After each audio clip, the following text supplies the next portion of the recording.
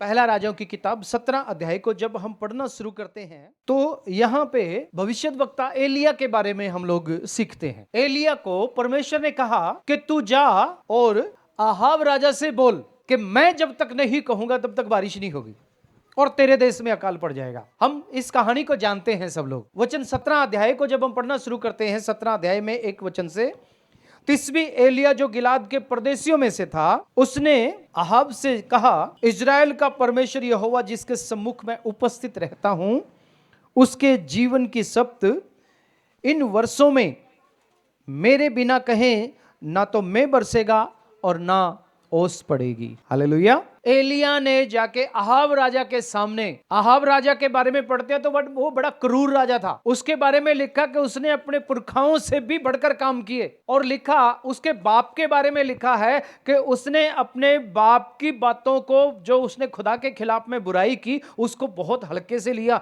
कि उसने तो बहुत कम किया है, मैं तो बहुत ज्यादा करूंगा। परंतु परमेश्वर अपने भक्तों को खड़ा करके रखता है, और उसने एलिया को इस्तेमाल किया, और एलिया ने जाके कहा कि उस परमेश्वर की शपथ जिसके सामने मैं उपस्थित रहता हूं, मेरे बिना कहे ना तो मैं बरसेगा और ना ओस पड़ेगी। ओस भी नहीं पड़ेगी, अकाल पड़ जाएगा। तब यहोवा का ये वचन उसके पास पहुंचा, यहां से चलकर पूर्व की ओर जा और करीत नामक नाले में जो यरदन के पूर्व में है छिप जा, और उसी नाले का पानी तू पिया करना, और मैंने कौवों को आज्ञा दी है कि वह तुझे खिलाएं।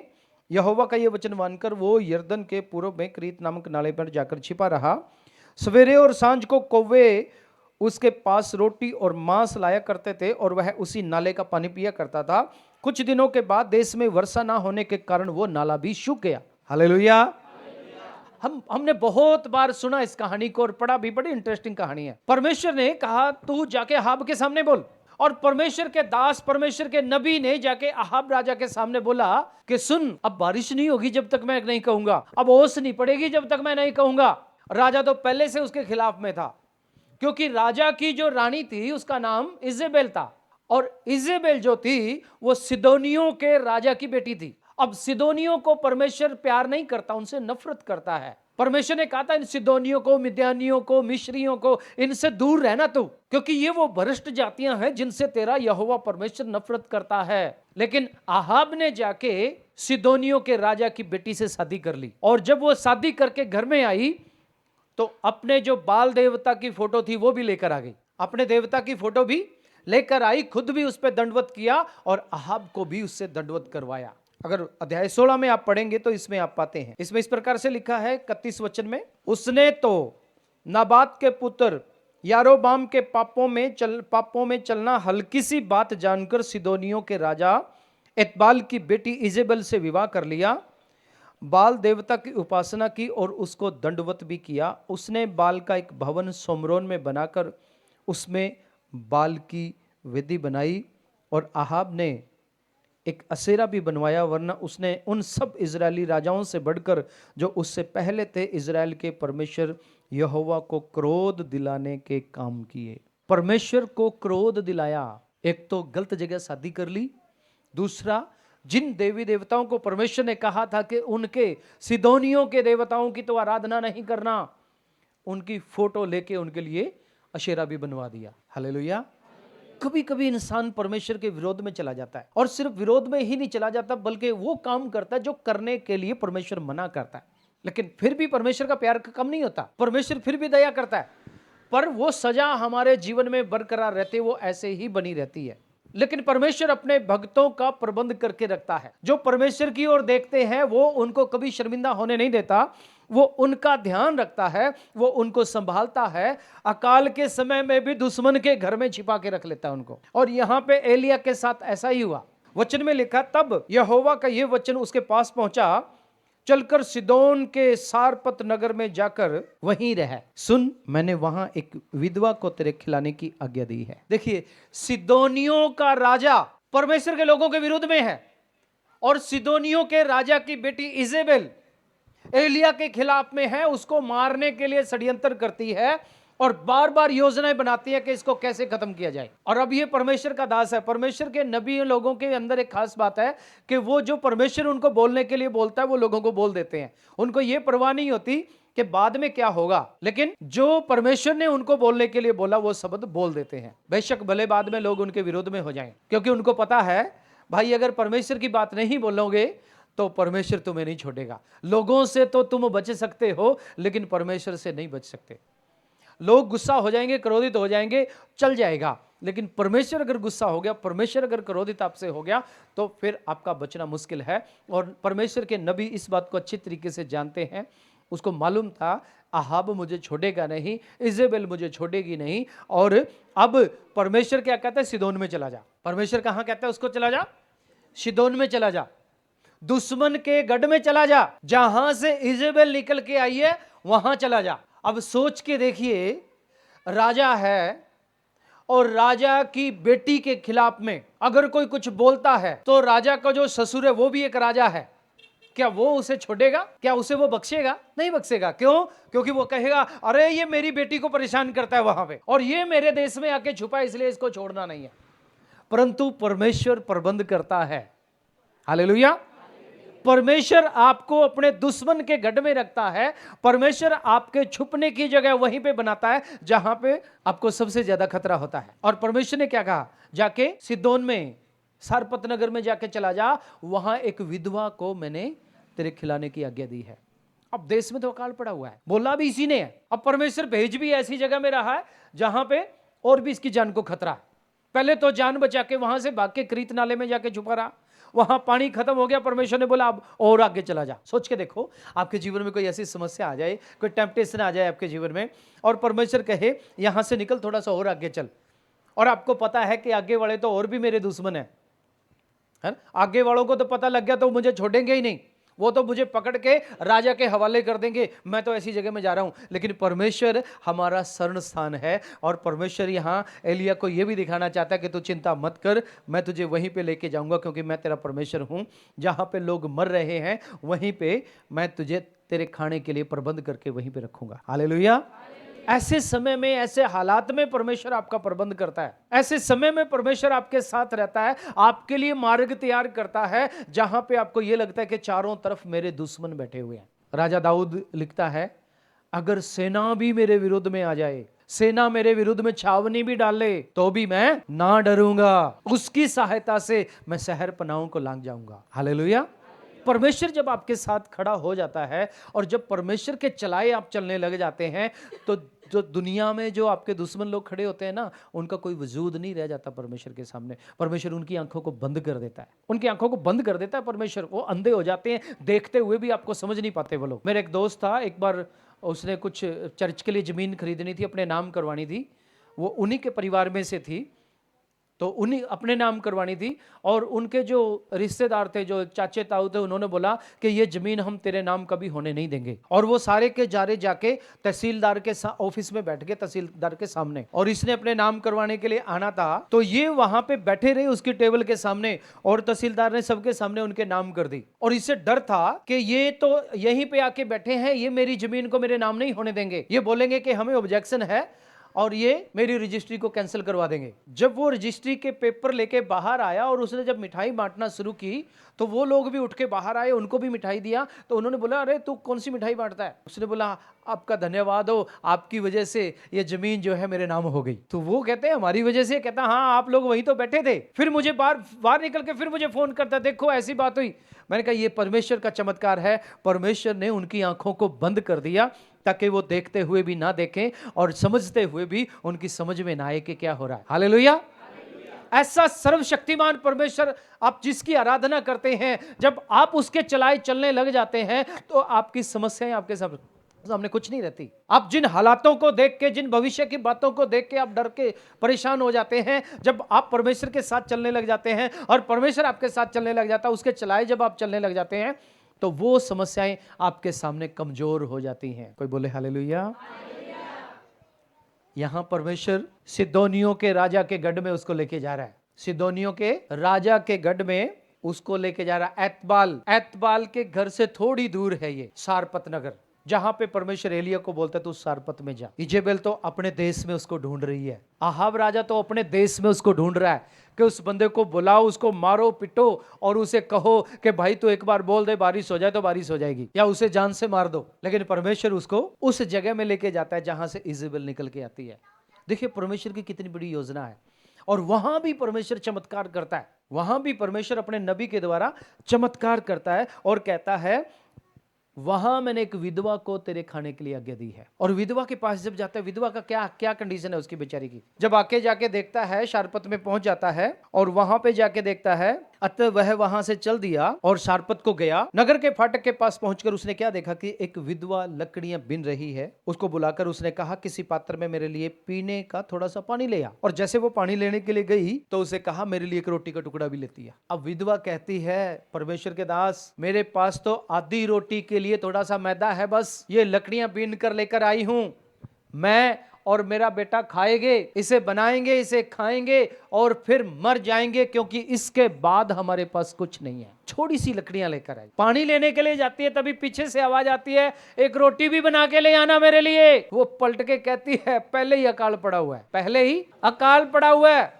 हमारे पास कुछ है नहीं है। जब वो लेने के लिए जा रही थी तो उसने पुकार के कहा अपने हाथ में एक टुकड़ा रोटी भी मेरे पास लेती आ। उसने कहा हे परमेश्वर यहोवा के जीवन की शपथ, मेरे पास एक भी रोटी नहीं, केवल घड़े में मुट्ठी भर मैदा और कुप्पी में थोड़ा सा तेल है। मैं 2-1 लकड़ी बीन कर लिए जाती हूँ कि अपने और अपने बेटे के लिए उसे पकाऊं और हम उसे खाएं और फिर मर जाएं। बड़े दुख से कहती है कि बस इसके बाद हमारे पास कुछ नहीं है। क्या है उसके पास? एक मुट्ठी भर मैदा, कुप्पी में थोड़ा सा तेल, बस ये बनाएंगे, इसे खाएंगे, उसके बाद क्या कहती है? क्या कहती है? मर जाएंगे। ये नहीं कहती कि उसके बाद थोड़ा दिन जिंदा रहेंगे, ये नहीं कहती कि थोड़ा दिन जिंदा रहेंगे। उसे कोई चमत्कार की उम्मीद भी नहीं है, क्योंकि उसका पति तो है ही नहीं है। कमा के कौन लेके आएगा? विधवा है। बनाएंगे, खाएंगे और मर जाएंगे। बोलिए, बनाएंगे, खाएंगे और मर जाएंगे। आज बहुत सारे लोगों की ये हालत है। लोग कहते हैं हम कमाएंगे, उसे खाएंगे और फिर मर जाएंगे, हमारे पास कभी कुछ नहीं होगा। बहुत सारे लोगों की सोच यही रहती है, हम कमाएंगे तो खाएंगे और फिर मर जाएंगे। कितनी बड़ी बात बोल दी उसने ना, बनाएंगे, खाएंगे और मर जाएंगे। हम क्या बोलते हैं? थोड़ा सा कमाएंगे, खाएंगे और फिर जैसे दुनिया मरती है वैसे हम भी मर जाएंगे। आज भी यही हालत है लोगों की, कमाएंगे, खाएंगे और मर जाएंगे। बोलिए, कमाएंगे, खाएंगे और मर जाएंगे। यही तो चल रहा है ना? कमाएंगे, खाएंगे, मर जाएंगे। बच्चा जब पैदा होता है, माँ बाप देखते हैं थोड़ा सा बड़ा होगा, कमाएगा, हम भी खाएंगे, फिर हमारा समय आएगा मर जाएंगे। वो भी बच्चा भी यही सोचता है, मैं भी कमाऊंगा तो खाऊंगा, कमाऊंगा तो खाऊंगा, उसके बाद मर जाऊंगा, है ना? हालेलुया। कमाऊंगा, खाऊंगा, उसके बाद मर जाऊंगा। और बहुत सारे लोगों ने यही लाइन बना के रखी है, बस कमाएंगे, खाएंगे, मर जाएंगे। हमारे गरीबी के दिन कभी खत्म नहीं होंगे, हमारी बीमारी के दिन कभी खत्म नहीं होंगे, हमारी समस्याओं के दिन कभी खत्म नहीं होंगे, हमारे दुखों के दिन कभी खत्म नहीं होंगे। हम कमाएंगे, खाएंगे और मर जाएंगे। हालेलुया। लेकिन अब ऐसा नहीं होगा। बोलिए, अब ऐसा नहीं होगा। कमाएंगे, खाएंगे, मर जाएंगे, लेकिन अब ऐसा नहीं होगा। क्यों नहीं होगा? क्योंकि परमेश्वर ने इस घर में अपने नबी को भेजा हुआ है। हालेलुया। परमेश्वर ने आज्ञा दी हुई है कि मैंने एक विधवा को तेरे खिलाने की आज्ञा दी है। अब वो विधवा कहती है बस लेकर आई हूं, बनाऊंगी, खाऊंगी और मैं और मेरा बेटा दोनों मर जाएंगे। लेकिन परमेश्वर का दास ये नहीं कहता। वो क्या कहता है? क्या कहता है? पढ़िए, क्या लिखा है? से कहा, एलिया ने उससे कहा मत डर, मत डर। हालेलुया। हालेलुया। क्या कहता है? मत डर, मत डर। हाँ, जाकर अपनी बात के अनुसार कर, जाके अपनी बात के अनुसार कर, परंतु पहले मेरे लिए एक छोटी सी रोटी बनाकर मेरे पास ले आ। पहले मेरे लिए एक छोटी सी रोटी बनाकर मेरे पास ले आ। Hallelujah, hallelujah. एलिया ने ये नहीं कहा कि रोटी बना, पहले तू पेट भर के खा, तेरा मैदा खत्म नहीं होगा, तेरा तेल खत्म नहीं होगा, तू बनाती जा और खाती जा और मुझे भी खिलाती जा। ऐसा नहीं कहा उसने। क्या कहा? पहले मेरे लिए लेकर आ। पहले, बोलिए ना, मेरे लिए लेके आ। किसके लिए? हाँ जी, किसके लिए? कौन है ये जो बोल रहा है? परमेश्वर का दास। कौन है ये? परमेश्वर का दास। और वो भी ऐसा वैसा नहीं है, बोल के आया पीछे बारिश नहीं होगी, पीछे बोल के आया बारिश नहीं होगी, वही यहां पे आया हुआ है। और क्या कहता है? तू अपनी बात के अनुसार कर, लेकिन पहले मेरे लिए रोटी बना, क्या लेके आ? छोटी सी रोटी बनाकर छोटी सी रोटी बनाकर ले आ पहले मेरे लिए। तब क्या होगा? पढ़िएगा। फिर इसके बाद अपने और अपने बेटे के लिए बनाना। हाँ, फिर इसके बाद अपने लिए और अपने बेटे के लिए बनाना। पहले मेरे लिए लेकर आ, उसके बाद अपने लिए बनाना। जबकि उसको मालूम है विधवा क्या बोल रही है, बस एक रोटी का मैदा है, एक मुट्ठी मैदा है और थोड़ा सा तेल है, पकाएंगे, खाएंगे और फिर मर जाएंगे। लेकिन परमेश्वर का दास क्या कहता है? तू अपनी बात के अनुसार कर, लेकिन पहले मेरे लिए एक छोटी सी रोटी बना कर ले, बाद में अपने लिए बना। बाद में बचेगा तभी तो बनाएगी ना। हेलो, बाद में बचेगा तभी तो बनाएगी। बुढ़िया को मालूम है कि कुछ है ही नहीं, बाद में कहां से बनेगा? है ही नहीं कुछ, बाद में कहां से बनेगा? और ये जो बाद वाली बात है ना, बाद में कहां से बनेगा, यही बात हमारे दिमाग में बैठी हुई है। बाद में क्या होगा, है ना? जब हम अपना हाथ खोलते हैं, जब हम दुआ में बैठते हैं, जब हम 6 दिन में से एक दिन निकाल के प्रभु के लिए आते हैं, तब बोलते हैं बाद में क्या होगा? मैं एक दिन प्रभु को दे दूंगा तो बाद में क्या होगा? मेरा काम छूट जाएगा। मेरे पास जो है मैं प्रभु को दे दूंगा तो बाद में क्या होगा? और यहां तो जान की बाजी लगी हुई है। बस मुश्किल से 1-2 दिन जी पाएंगे, मुश्किल से 1-2 दिन जी पाएंगे। पूरे देश में अकाल पड़ा हुआ है, कहीं से अनाज मिल ही नहीं सकता, कोई उम्मीद ही नहीं है, कोई गुंजाइश ही नहीं है कहीं से आ जाए। और ये सिदोन में रहती है, सारपत में रहती है, वहां के लोगों ने कभी चमत्कार देखे नहीं है, कभी नहीं देखे वहां के लोगों ने चमत्कार। वहां से तो बुराई आ गई वापस इजराइल में। ये इजेबेल बुराई तो थी, सारी बुराई लेके आ गई, सारे मूर्ति पूजा वाले काम लेके आ गए जो परमेश्वर ने मना किया था इनको करने के लिए। परमेश्वर के विरोध में काम करने वाले लोग, वहां पे परमेश्वर का दास जाके कहता है तू चिंता मत कर। पहले एक बात कहता है, मत डर, पहले मेरे लिए बना के लेके आ। पहले परमेश्वर के लिए, पहले परमेश्वर के नबी के लिए, जहां से चमत्कार निकलने हैं पहले उसके लिए। हालेलुया। हम पहले अपने लिए करते हैं, बहुत सारे लोग हैं पहले अपने लिए करते हैं। जब उनको तनख्वाह मिलती है पहले अपना ये निकाल दिया, वो निकाल दिया, वो निकाल दिया, उसके बाद जो बचेगा उसमें से थोड़ा बहुत प्रभु को देंगे। चमत्कार कभी नहीं होता उस घर में, चमत्कार कभी नहीं होता। जो पिछला स्थान प्रभु को देते हैं, जो सबसे पहले प्रभु को देते हैं, जो सबसे पहले प्रभु को देते हैं, प्रभु को आगे लेके चलते हैं। कैसे प्रभु को आगे लेके चल सकते हैं हम अपनी जिंदगी में? सुबह उठते हैं सबसे पहले प्रभु को, काम पे जाते हैं सबसे पहले प्रभु को, तनख्वाह आती है सबसे पहले प्रभु को, दिन आते हैं सबसे पहले प्रभु को, सुख आता है सबसे पहले प्रभु को, घर में कोई सामान आता है सबसे पहले प्रभु को, बच्चों की शादी करनी है सबसे पहले प्रभु को, धन्यवाद, उसकी आराधना, उसको आगे लेकर चलने वाले लोग। हालेलुया। यहां एलिया क्या सिखा रहा है इसको? पहले मेरे लिए लेकर आ, एक रोटी का टुकड़ा मेरे लिए लेकर आ, रोटी बना, छोटी सी रोटी, ज्यादा भी नहीं चाहिए, जो है उसी में से दे दे बस। एक मुट्ठी भर मैदा में से क्या बनेगा? एक ही रोटी बनेगी। ये कहता है पहले मेरे लिए लेकर आ, पहले परमेश्वर के लिए। तब क्या होगा? जब पहले आगे हम परमेश्वर को रखेंगे तब क्या होता है? परमेश्वर के वचन में लिखा है, एलिया ने उससे कहा मत डर, जाकर अपनी बात के अनुसार कर, परंतु पहले मेरे लिए एक छोटी सी रोटी बनाकर मेरे पास ले आ, फिर इसके बाद अपने और अपने बेटे के लिए बनाना। हालेलुया। चमत्कार बोल रहा है। क्या बोल रहा है? चमत्कार बोल रहा है। क्या चमत्कार बोल रहा है? पहले मेरे लिए लेकर आ, फिर इसकी अपनी बात के अनुसार करना, फिर अपने लिए और अपने बेटे के लिए बनाना। बुढ़िया शायद हंस रही होगी, विधवा शायद हंस रही होगी। हाँ, क्या बोल रहा है ये? मैंने बोल तो दिया ना, एक ही मुट्ठी भर मैदा है। फिर ये कैसे बोलता है? जब चमत्कार होते हैं तो दिमाग में बड़ी किंतु परंतु उठते हैं। जब प्रभु कुछ बातें करता है तो बड़ा किंतु परंतु दिमाग उसी समय एक्टिवेट हो जाता है ना? जो कभी नहीं सोचता ना वो भी सोचने लग जाता है। फिर जो दुखों में, परेशानियों में घिरा हुआ रहता है वो भी सोचने लग जाता है, ऐसे बात क्यों बोल दी प्रभु ने मुझे। हो सकता है बुढ़िया का दिमाग उसी समय एक्टिवेट हो गया हो, लेकिन उसने ऐसा नहीं किया। दिमाग जो मर्जी बोले, उसने पहले जाके परमेश्वर के नबी के लिए बनाया। किसके लिए बनाया? परमेश्वर के नबी के लिए जाके बनाया।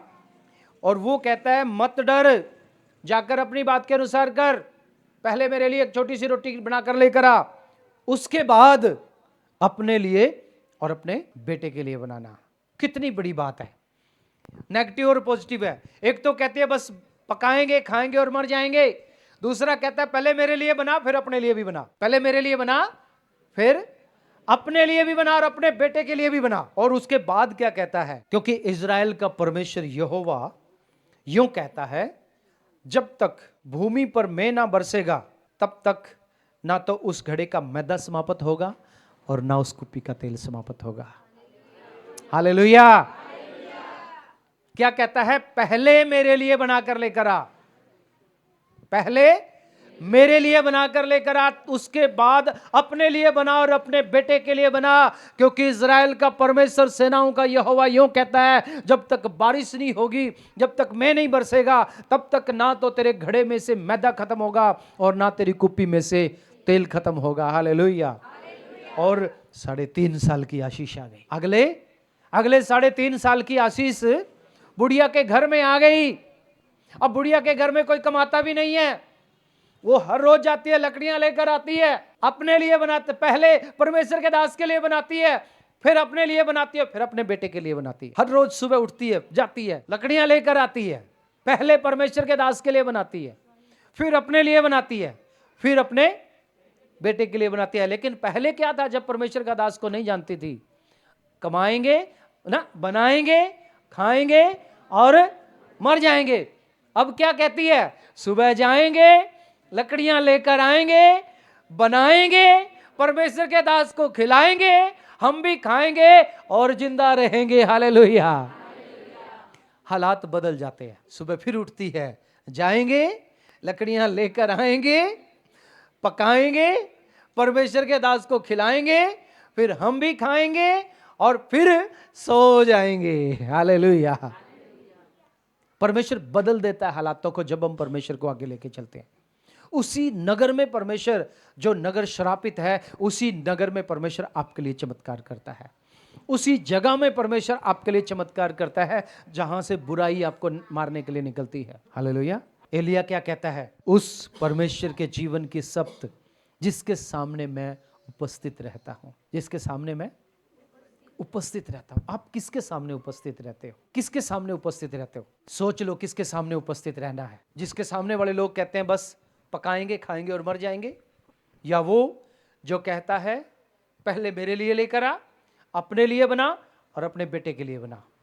किसके सामने आप उपस्थित रहना चाहते हो? मेरे भाई बहन, उसके सामने उपस्थित रहिए जो कहता है पहले मेरे लिए बना, फिर अपने लिए बना, और जब तक बारिश नहीं होगी तब तक समाप्त नहीं होगा कुछ भी। आइए हम निर्णय करें, फैसला करें कि मेरे जीवन में पहले परमेश्वर होगा, पहले परमेश्वर के लिए करेंगे, उसके बाद अपने लिए करेंगे, तभी हम जी पाएंगे। हालेलुया। आइए अपनी आंखों को बंद करके प्रभु का धन्यवाद करें। पिता परमेश्वर, हम आपका धन्यवाद करते हैं, शुक्र करते हैं प्रभु जी,